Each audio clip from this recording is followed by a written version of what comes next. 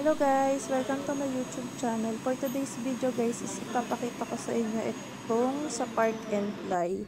Bali ngayon araw kasi is pupunta kami sa Palawan. Kaya nakapag-decide kami na yung sasakyan is iwan na lang namin dun malapit sa airport sa Park and Fly nga.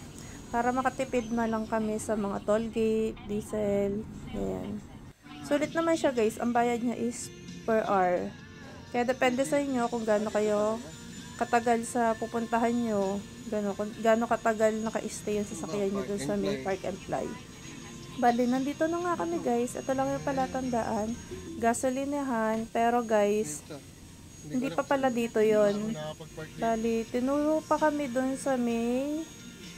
kami sa kabilang side kasi sa kabilang side pa pala yung sa Park and Fly.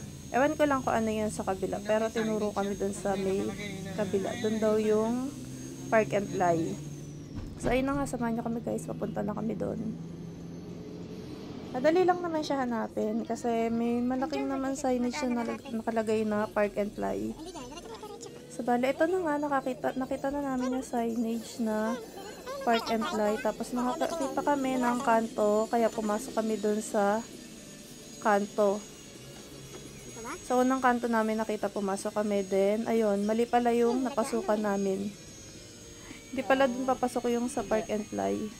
Dun pa pala siya sa may kabilang side. Nakakalito kasi makikita mo yung ayan, signage tapos may dalawang kanto. Kaya nakakalito. Bali, pag pumunta kayo dito guys, is doon kayo sa pangalawang kanto. Ayan. Ito may lumabas nga na sasakyan na Park and Fly. Kaya sure kami na tama na yung papasukan namin. So, ito na nga guys. Ayan, ito na, sure na to, entrance. Bale, ito guys, nakapasok na kami and tinuro kami sa second floor. Doon daw sa second floor yung sa check-in. Dito muna. Apat lang.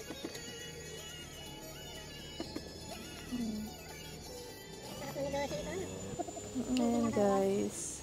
Sulit naman dito kasi makakatipid kayo sa may toll, diesel, pag in-stay nyo lang yung sasakyan nyo dito. Diba?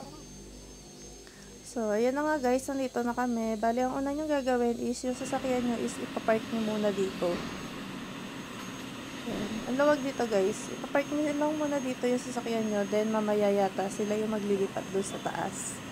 Ang payo ko lang sa inyo guys is pag iniwan nyo na yung sasakyan nyo is picturean nyo muna siya para sure na pag tinuwan nyo yung sasakyan nyo makikita nyo kung naggagasgas siya or hindi. So ito yung sasakyan natin mamaya, Park and Fly, papunta doon sa airport.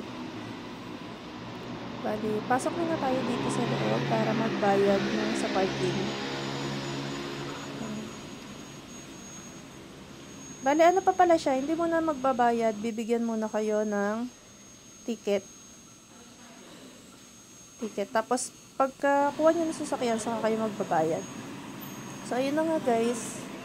Ayan. Bali, ano yata dito? Parang 300 per day.